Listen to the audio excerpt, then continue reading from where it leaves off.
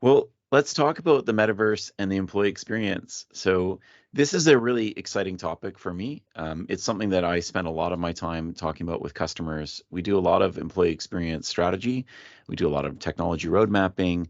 And this is one of those areas where I think a lot of customers underestimate just how accessible it is to improve the employee experience with the metaverse. You're going to see other sessions, maybe you've already seen them, depending on how early you are in the Eastern time zone. But you may have seen a bunch of examples of how the metaverse is changing, how people can do more with it, with mesh and industrial scenarios, in enterprise scenarios, and even maybe consumer ones. Today, I really want to focus on the enterprise space, and I want to talk about what's real. So things that you can do today, as well as what's going to change with AI, most likely in the near future. And so with that, I'll dive right in. So, as I mentioned earlier, my name's Richard Harbridge. I'm a Microsoft MVP of many years. And one of the things that I get the luxury of being able to do is I get to talk to customers about roadmaps. And each customer is at a different stage in their journey. When it comes to employee experience, many are focused on onboarding and experiences with AI and how AI enriches the employee experience, which we'll talk about today. But really, the metaverse is one of those underutilized tools that improves not just how hybrid meetings and virtual meetings can work, but how we can connect with one another. And so I'm going to talk about that particular pattern today. However, when I talk about these things in a broad sense, I can't be prescriptive. So the big takeaway, not just from me, but from many of the speakers at the Metaverse event today, is that you should reach out to them. We're really friendly, and we'd love to have one-on-one or one-to-few discussions that follow this. In the sidebar, as well as we're talking, please feel free to add your questions or comments, because I'd love to see those. And I'll stick around a little bit after my session, while the other one's going on, just to kind of respond to some of those items.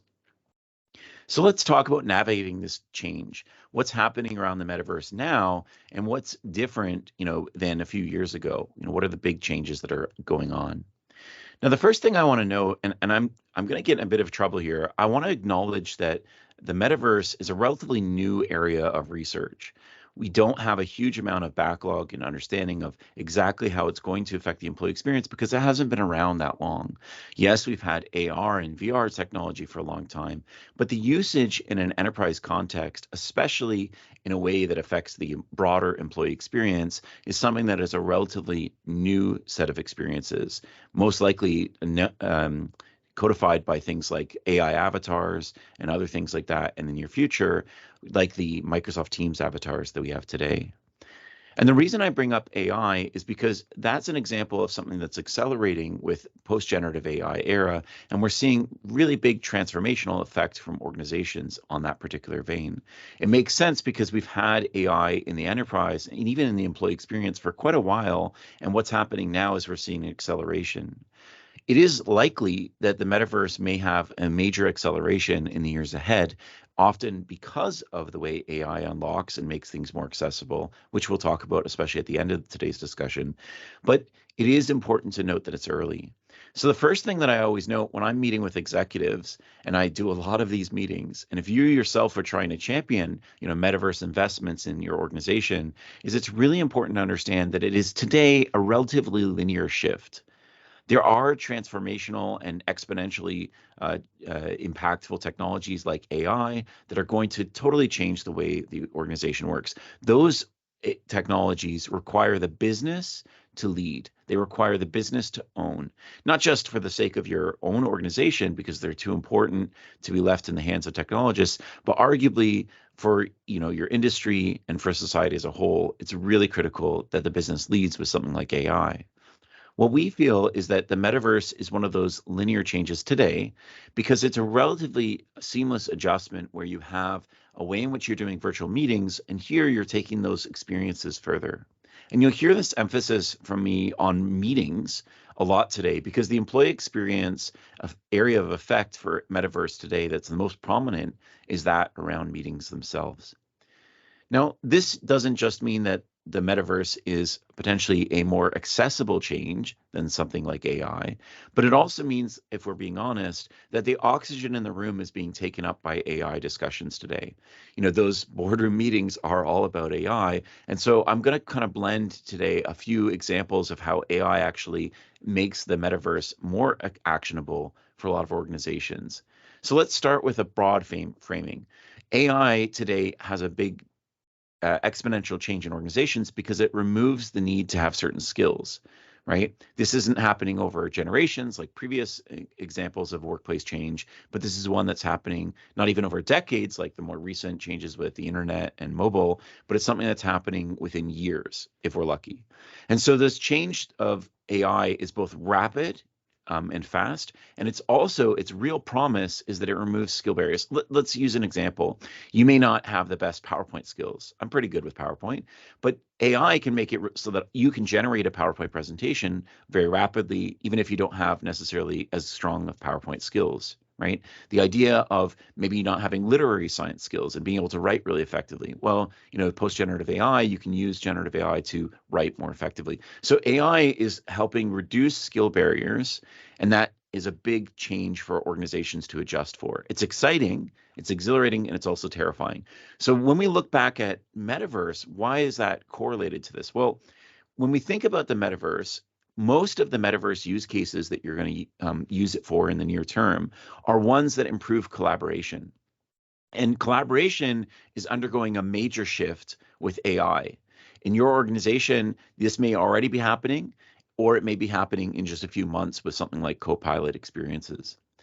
And the point that I'm kind of making here is that back in the day, we used to use this this analogy: 1 + 1 = 3. Maybe you've heard it before. The idea is if you have 2 hours yourself to work on something, or you and I have 1 hour each, and we combine that so we have 1 hour duration of a meeting. Typically, on average, if we work together, the output quality, the quality of what we produce in that meeting, as well as even the volume of the content that we produce in that meeting, is greater. Meaning, if I bring my experiences and my skills, and you bring your experiences and your skills, and we put those things together, right, we produce something better. The sum is greater than the whole of the parts. That's the whole point of collaboration. Now, the downside of collaboration is it has a cost, right? When you collaborate with one another, we have to pay a tax. We have to have greater chance of miscommunication. We have a communication overhead. And we all know there's sort of this number, and it depends on the situation, where as you add more collaborators, there's a drop-off point, right? Because the cost of miscommunication and extra communication costs just eventually gets to a point where you're just not using people's experience and expertise. You're not benefiting from them in that collaboration meeting or that collaboration activity. And that is when we know that the equation is no longer, an exponentially better one. It's something that is worse. This is why a collaboration is so hard. We all want more of it because we know it produces better quality results, it creates better outcomes, and it helps us use each other's skills. But it's costly and difficult. Now, this is where it becomes really important to understand how AI is changing collaboration, because essentially the biggest change that we've seen in our customers, we have a lot of customers that are using Microsoft Copilot in preview, or we have customers that are using other tools in the marketplace that we're working with on AI. And when you use AI in the flow of collaboration, two things happen. The first one, and this is probably a very notable one, is that each party, each individual in that collaboration flow has access to their own AI agent. We call these, in Microsoft terms, Microsoft Copilots. So you have a Copilot and I have a Copilot. And the way we use those Copilots could be different in that collaboration flow. It's important because, remember, the Copilot represents, the AI represents access to skills I don't have. It represents access to knowledge I don't have. And so when I use that, I might be benefiting from a massive amount of skills that I don't have that I can now bring to the table in that form of collaboration, whether they're technology skills, whether they're academic skills, whether they're, science or literary skills and more. And so this is where AI is having a drastic impact, because it's not just about, helping you produce content more. And I want to be clear, like the numbers with GPT 3.5 or 4, the baseline numbers that we're seeing for working with business documents is 60%, let's say, in terms of productivity gain, with a 20%, gain in quality. Copilot is a much greater level of quality gain and a much greater level of productivity gain, because again, you're using your organizational data. It's extra layers of AI and enrichment on top of, the large language model that I was describing earlier. So it's not uncommon to see 80, 90% productivity gains with, a significant increase in quality, much higher than 20% on average. So this means that this is going to change how people work. You can't ignore it because the gains of productivity and benefits and ROI are far too significant. But it's the second, and I said there's two reasons that this is really interesting. So this changes, 1 times AI plus 1 times AI equals something exponentially larger than 3. Let's talk about the other side of this, which is what happens when you use Copilot experiences in an organization or AI in an organization is it shifts the value of collaboration. Let me use an example. A lot of us, when we have meetings, our meetings are actually about using someone almost transactionally to help you with a skill you don't possess. Help me find this file. Help me create this PowerPoint presentation. What happens is we work with someone because we want access to their skills and their knowledge, but we don't really need them. Right. And that's a really important distinction. There's a lot of these low value, arguably redundant collaboration scenarios that occur because we are missing skills, right? Because we just don't have time or we don't, we can't learn everything, where we're missing skills that AI potentially can provide us. And what we're seeing in these early previews with Copilot within large customers today is we're seeing that it's actually reducing the number of these collaboration scenarios because people don't need to reach out and bother and interrupt and affect focus time and much more of a person. They can just reach out to the Copilot and often meet these needs, finding those documents using semantic indexing and search that they couldn't find before. AI can help them find content as an example, or being able to use it to help craft a PowerPoint presentation without needing somebody else who has better PowerPoint skills, and so on and so forth. The point that I'm making here is that we're seeing a shift because of this AI transformation. And in months or years from now, you'll all see this, where there's going to be a greater emphasis on high value collaboration meetings. And look, meetings are a problem today, right? We know that they are the number one issue, right? These are the ones from the most recent Work Trend Index, having inefficient meetings, having too many meetings. Those are the big problems that exist today. And I'm saying having too many meetings, Metaverse doesn't need to solve that, although it can help. What it's going to do is AI is going to push that out.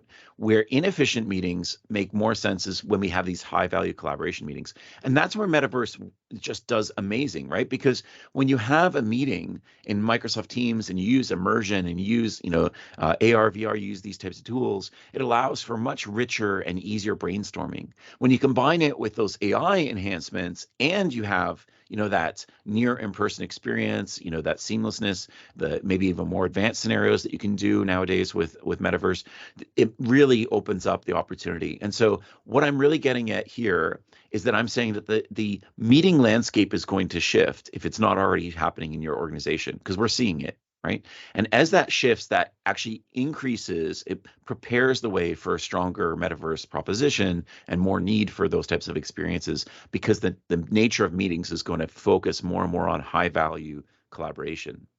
Another big thing here is that we know that there are more meetings per week, and the ones that do remain where the Metaverse has the biggest impact are ones where you need to really connect with people.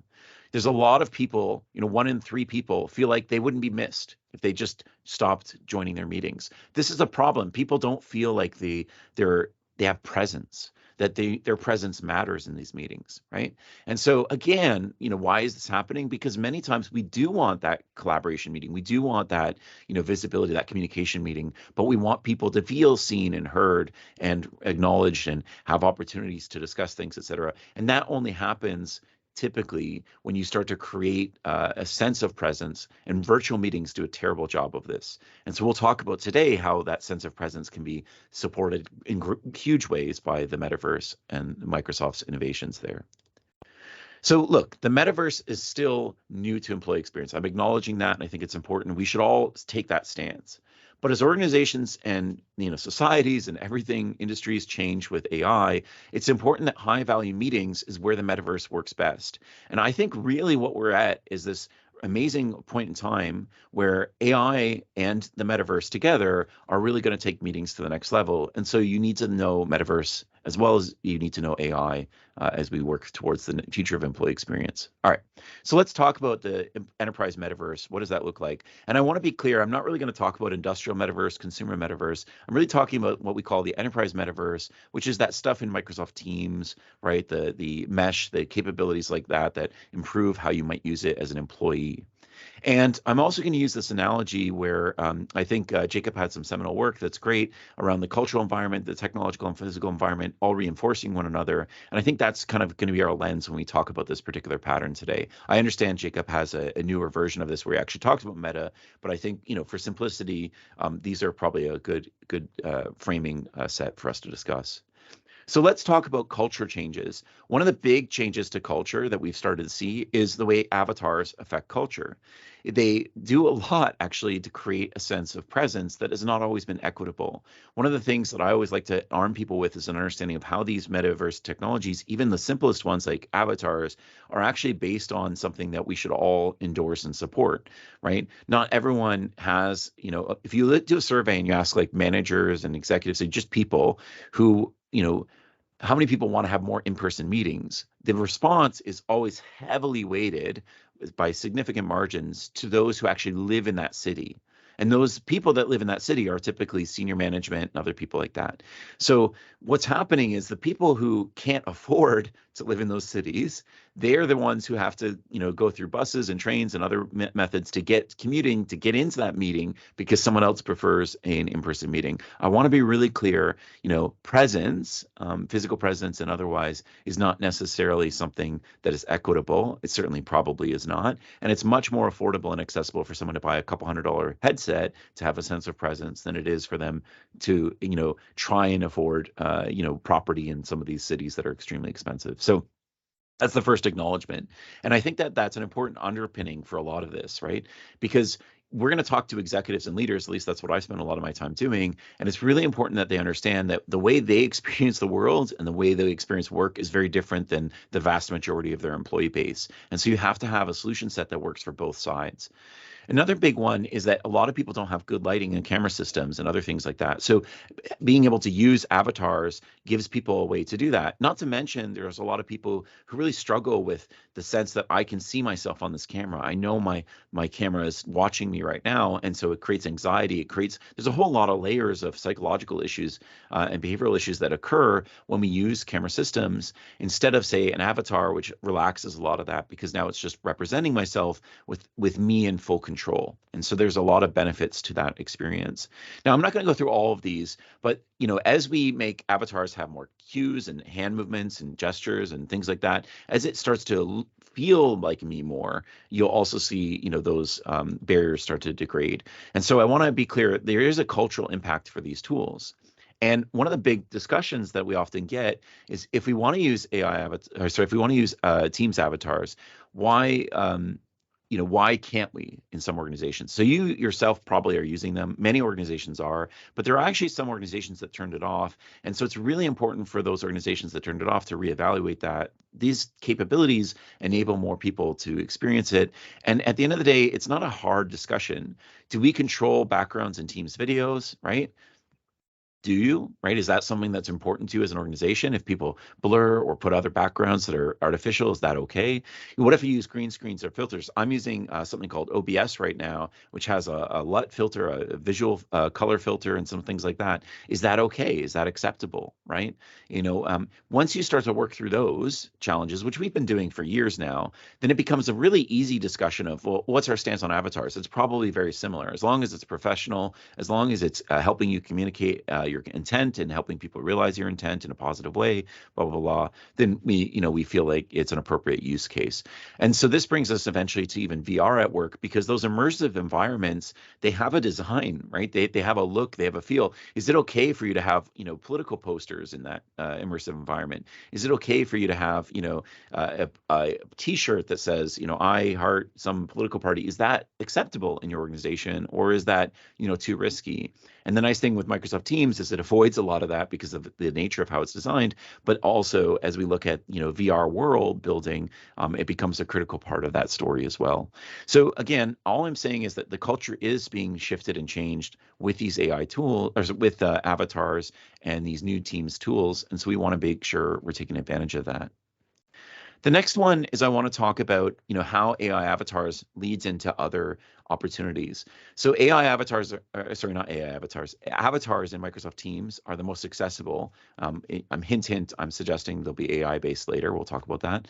But also spatial audio is a really big value proposition. So let me just describe this for a moment.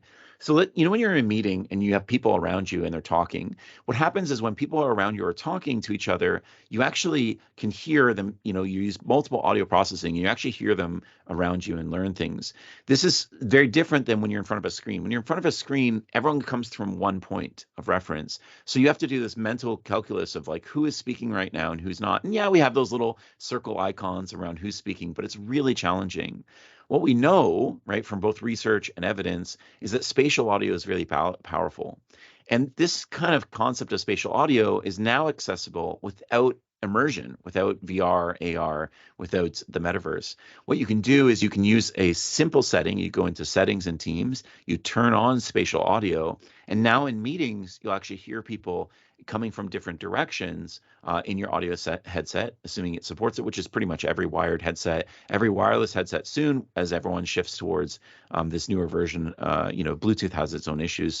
So this will be let's say a few years from now, this will be a very common thing for everyone to have access to.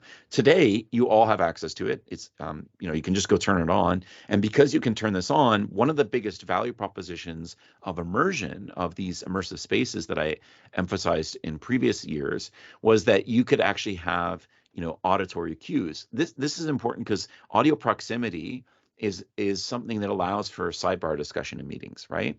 It allows for you to have people who talk over one another, and then you don't lose that just a moment of understanding, and so it saves important time. It makes it feel real because you think, okay, here's this person that's talking over here, and you recognize them, especially in meetings where you haven't met those people before, right? Or where they don't have the camera on. It really helps you understand who's speaking.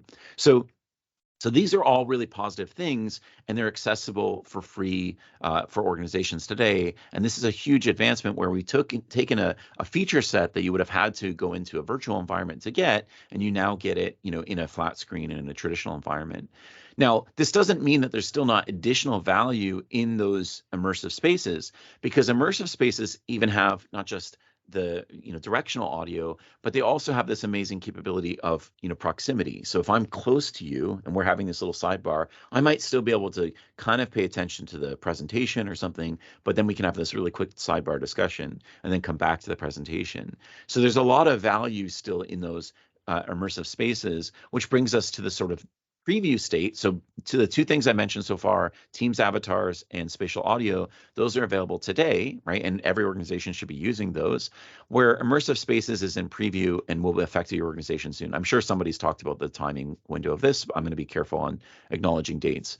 So immersive spaces is when I take a meeting and I engage it in a new way in an immersive space. Now, one of the things that's really powerful about this is as more people use AI avatars, right? As people set up their AI avatar, they now have a presence, a sense of presence within a meeting.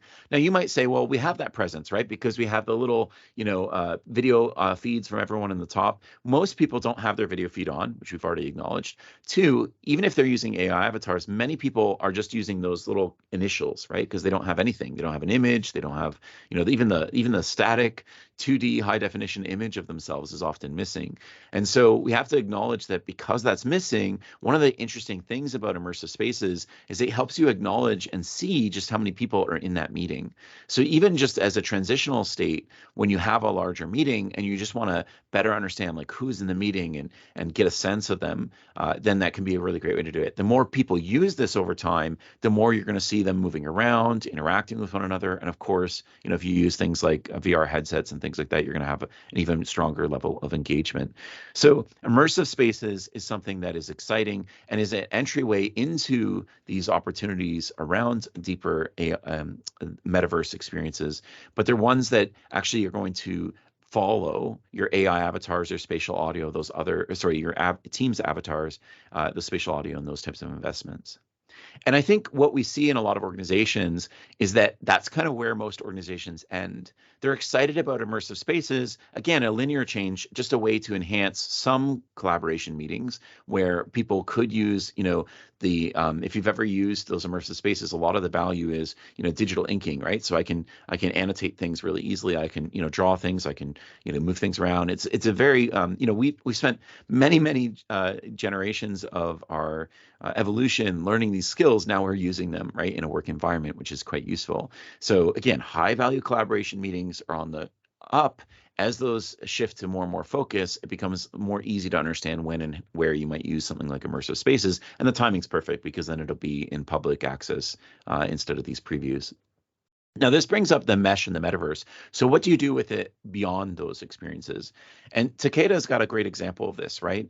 They created these virtual worlds, these custom experiences on top of the mesh platform that allow people to see and learn about the organization. And this particular one, what happens is people come into this metaverse experience and then they can see things like the organization's goals and philosophy. And each of those experiences is like this really rich onboarding experience. As you engage in the purpose and things like that, there's all these really personal and emotional stories about patients and how patient outcomes. Takeda is a pharmaceutical company, about how those patients' experiences have been improved by Takeda, by how all this stuff we work on, how it actually affects people at the end of the day.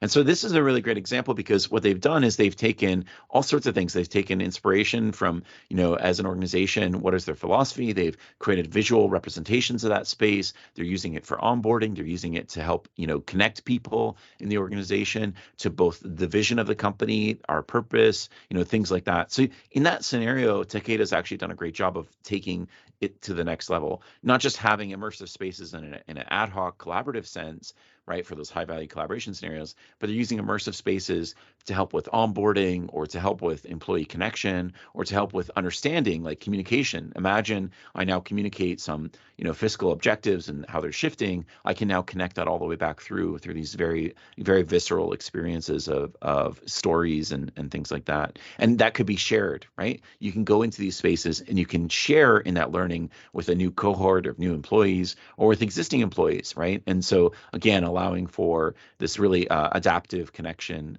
between employees that are remote, employees that may not have connected with each other because they're outside of each other's working groups. And so these are all things that improve retention and a bunch of other factors. So again, if you like employee experience, then this is kind of where you want to be. But to get there, you have to kind of, get those avatars in place, get people to use them, get capabilities like spatial audio, improving how people think about the flow of a meeting and who's talking, who's not. Then take that further, do immersive meetings for collaboration scenarios, maybe those onboarding, maybe even interview style discussions, depending on the nature of what kind of role you're hiring for. And then eventually you get into these more immersive spaces that really help when we don't have that physical environment. Because a lot of what we're describing here we would do, right, if we had one flagship location and we brought every interview candidate to that flagship location, but we don't do that anymore, right? I'm not even going to talk about the logistics of it. It's the reality is we live in a hybrid and virtual world, and remote work is a dominant form of most organizations' employment.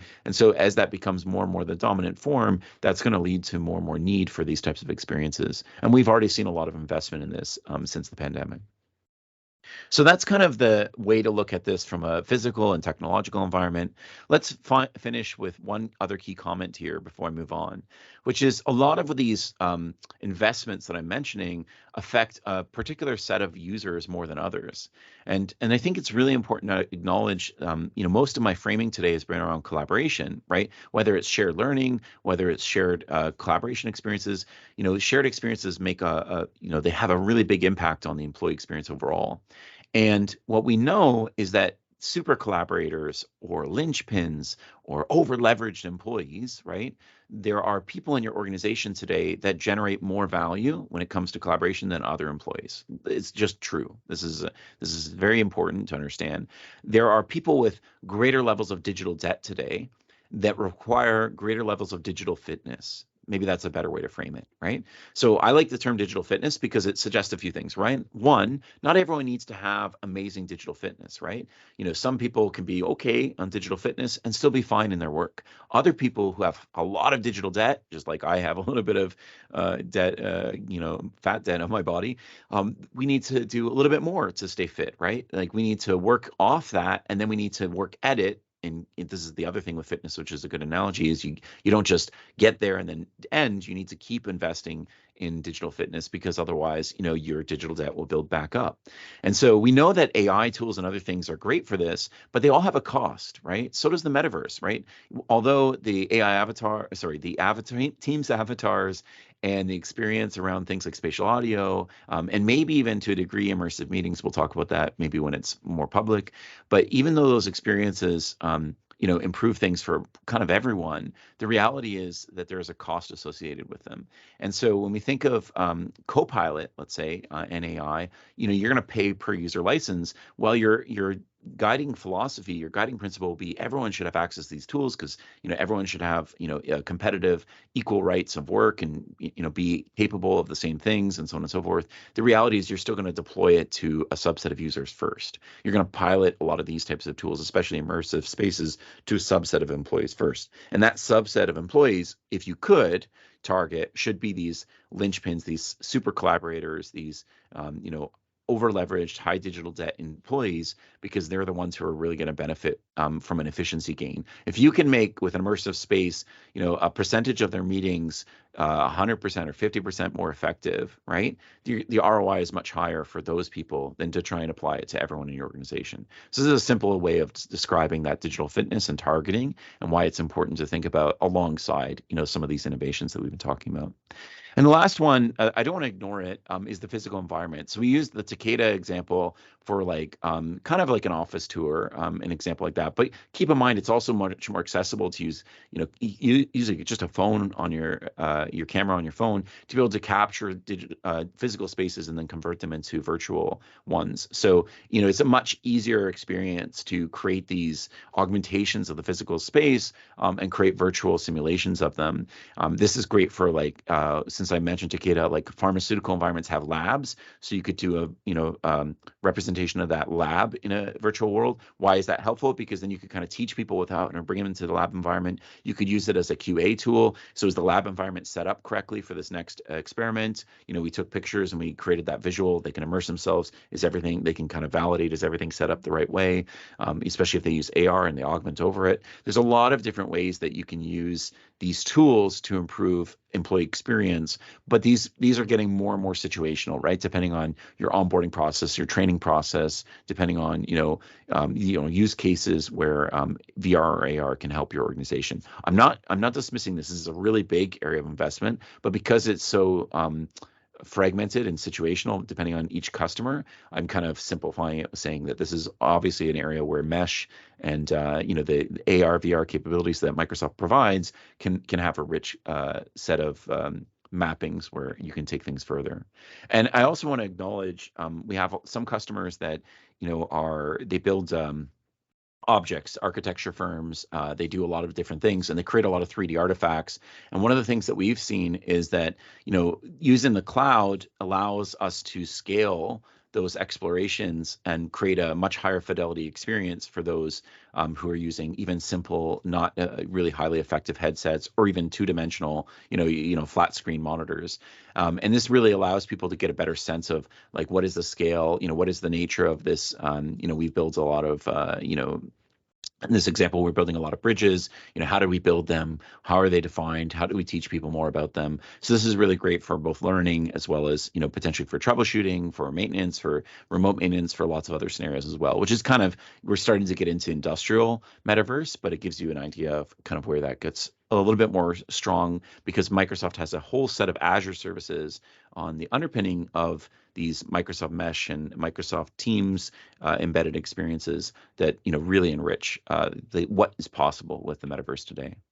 And I tried to find a better white paper. Please let me know if you found one. I still haven't found a better one than this one. I still think this is the best, metaverse, if you will, white paper on learning.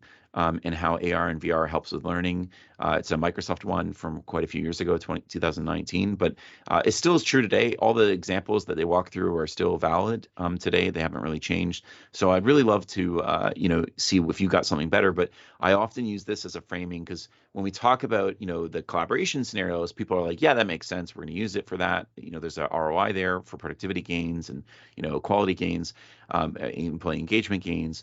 When we talk about the, Takeda example, right? Those experiences, virtual tours, et cetera. Again, there's clear gains for employee onboarding, employee networking. When we talk about shared learning, often they struggle to understand, why is that better? Why is a AR or VR assisted learning experience better? And so this becomes an amazing tool for being able to really quickly communicate that. It's a very easy to read white paper, and it actually summarizes a lot of those things that I would tell you. All right. So that's the employee experience in a nutshell, and what's changing around the technological changes for employee experience. It's important to note that I could have done more examples around how you use these immersive spaces for employee communications, for all hands as an example. We've seen AltSpace VR since Microsoft's acquisition, using that in different ways for that. We could have talked about more advanced collaboration scenarios, right? I could have spent the whole time talking about the difference between virtual whiteboarding versus, whiteboarding in Teams, and how they can be connected. And it's a very fluid experience, which means that those who are using immersion can really benefit from it. For those who aren't, that's okay too. They can still be active participants and they don't really lose out, as an example.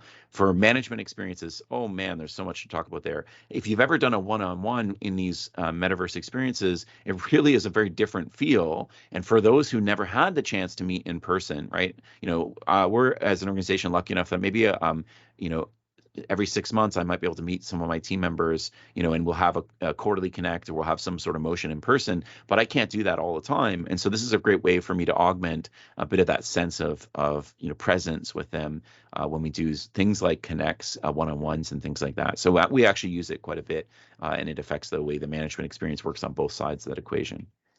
Look, avatars, immersive spaces, Microsoft Mesh, they all help improve the employee experience, but I don't want to ignore things like spatial audio. And I haven't even talked about the Teams app ecosystem and how the app ecosystem now works within the flow of meetings, like games for work, enabling you to create, greater levels of interaction and engagement and things like that around meetings. And so when you start to combine those with the metaverse, you really have this amazing tool set that many organizations underutilize, that can improve meetings, the effectiveness of meetings, and more around meetings, engagement around meetings. Games for work may not seem exciting, but if you have a meeting where the whole point is to create a bit of team connection, especially working outside of your teams and getting people to connect, throwing up the wordament in Teams takes 2 seconds with the active participants. And now all of a sudden, the last 5 minutes of the meeting can be a little bit more fun, a little bit more interactive. And now, we can wrap that up. But now we've had an opportunity to connect with one another that we just don't get as much when we're virtual, because it's very transactional with virtual meetings. You go from meeting to meeting to meeting, often without, that time that you'd get before and after a meeting. All right. So let's look to the future. As we wrap up, I want to summarize a bunch of things for food for thought for you guys to think about as you look forward. And don't forget, share your questions, because I'll comment on those on the sidebar. And for the recording, if you see this YouTube video, please share your questions there.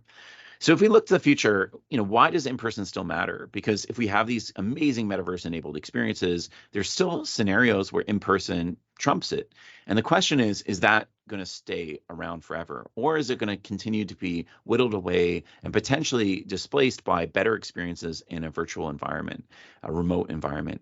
And look, I'm not trying to create tension here. I understand that this is an important subject for a lot of people, but at the end of the day, I do think this is worth exploring. And I am of the type that I believe in person has a good long life ahead of it, but we need more improved virtual and remote experiences because of the cost logistics and benefit that it provides, both as an employee for employee experience, as well as from an organizational and societal perspective. So avatars are really exciting because they bring a lot into the Microsoft Teams experience, as we mentioned. Those avatars themselves are going to be enriched over time. The investment in AI avatars, I've said it like 20 times today because I keep trying to say avatars and I can't do it without the word AI. AI avatars is a much bigger area of investment. And so, I speak at a lot of customer experience conferences on AI and things like that. Again, those leadership roadmaps and discussions around employee experience, the use of these tools to create hyper-realistic avatars is becoming more and more accessible. That's the trick. And organizations are already making these investments on the marketing side. You like it or not, it's happening, right? And so these, HeyGen is the example I'm showing here. HeyGen has that capability where what it can do is it can automatically take, this is a video recording that's done in English, and then it actually speaks in Spanish or in Hindi, and it's changing the actual lip syncing of the video. So it's using AI to change your mouth in that scenario and augment it. So there's a lot of things that are happening where you can take near real time, like very fast, you can take video and you can make it so that an AI avatar can express that content in more accessible to more languages, or potentially a better way. Think of editing, think of positioning, think of lighting, things like that, than your natural video experience. And so I think a lot of people in the consumer world and in the professional world are going to experience this, and they're going to start to realize how much more avatars can do when you start to really represent what you want, what you're meaning out of it. Think of even simple stuff like being able to type text and have the AI avatar represent your text. So you have that sense of presence without having to have your camera on and actually verbalize it. There's a lot of scenarios where that occurrence might actually be really helpful in the course of a meeting. So there's a lot of changes to avatars that you're going to see coming with AI over time. And these experiences around these are going to continue to evolve and improve.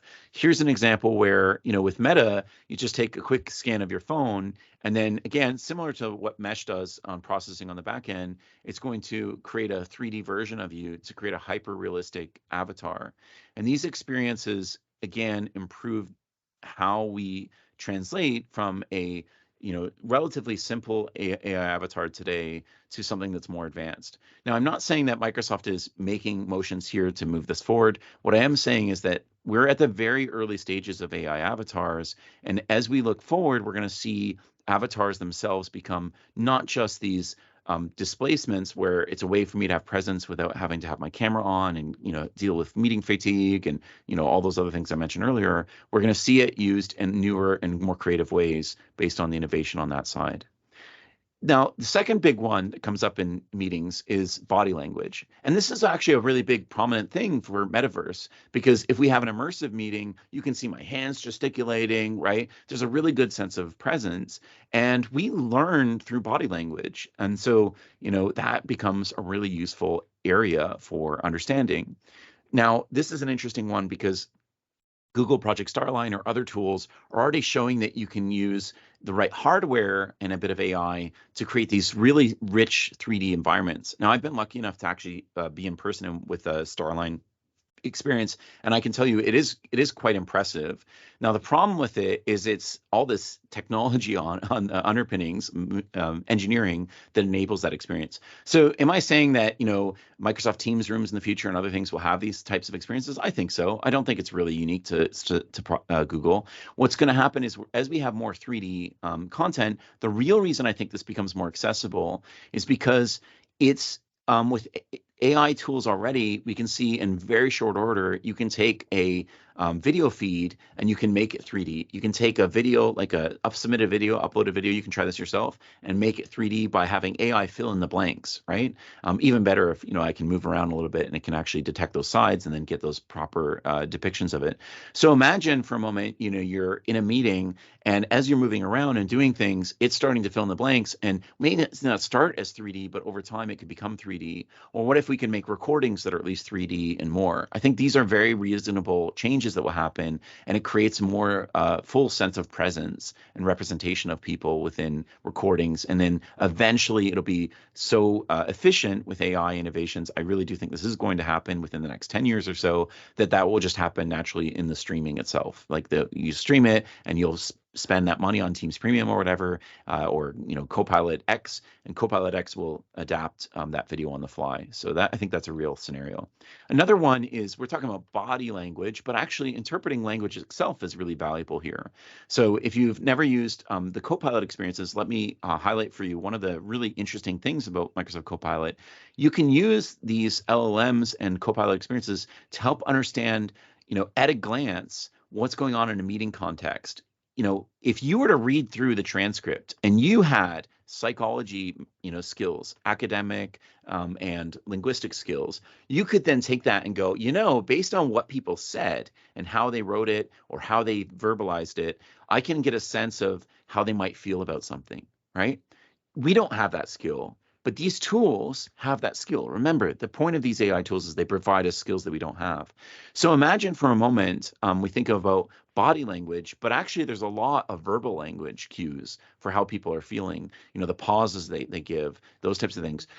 You could analyze that in a really interesting way using these types of tools and bring it together so that you can improve the experience. And I think this is one of those things that people underestimate. Body language is amazing, but you can actually do a lot of language interpretation as well on the fly. And this is your co-pilot experiences, not everyone else's. So I'm asking these questions because I want to learn more. And I have, these are referenced, these are transcript items. I can hover over it, learn more about when they mentioned.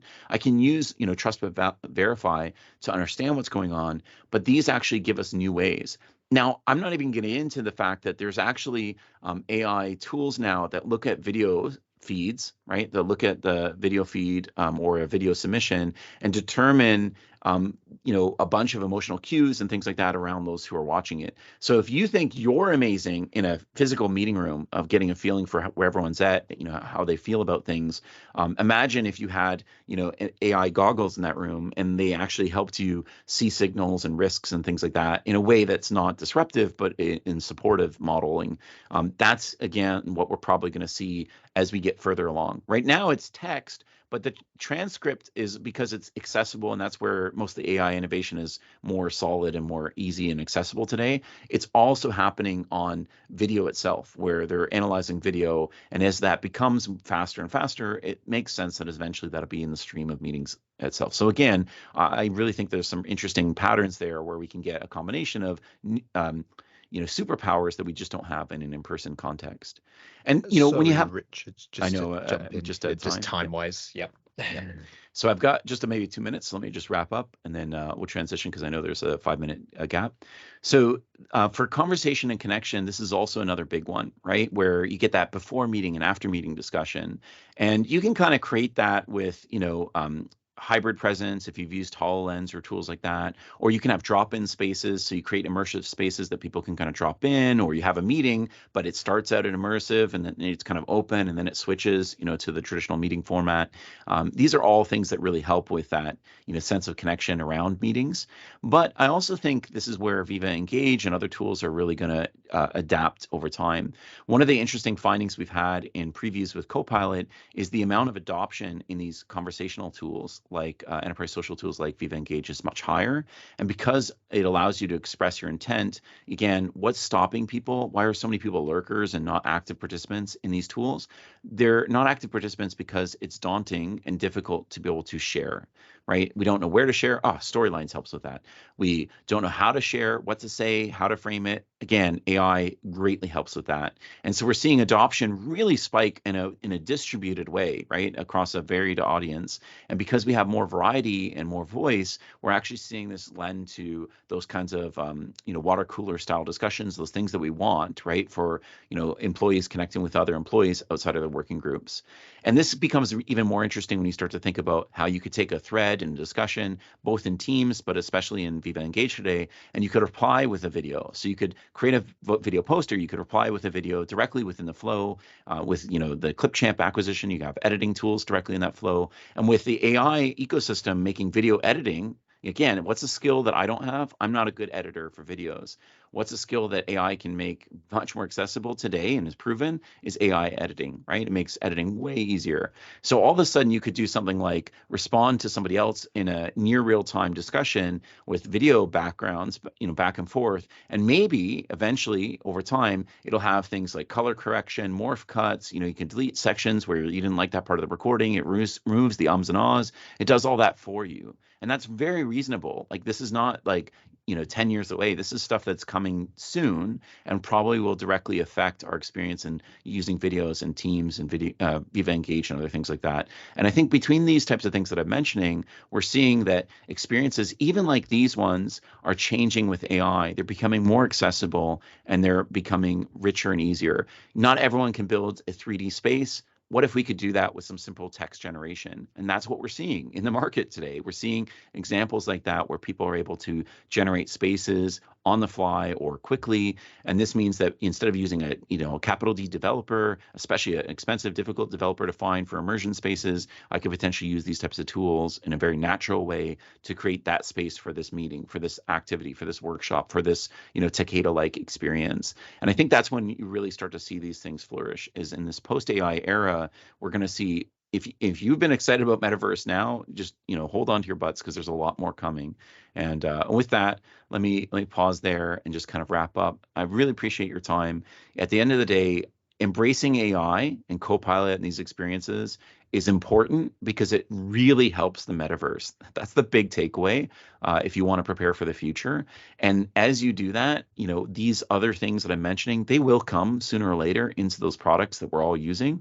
And as they come into those products, we're going to be in a better position because we have responsible AI. We've got, an understanding of how the digital fitness imperative changes with these types of tools, including the metaverse. And we, of course, have some examples already of the metaverse in your organization.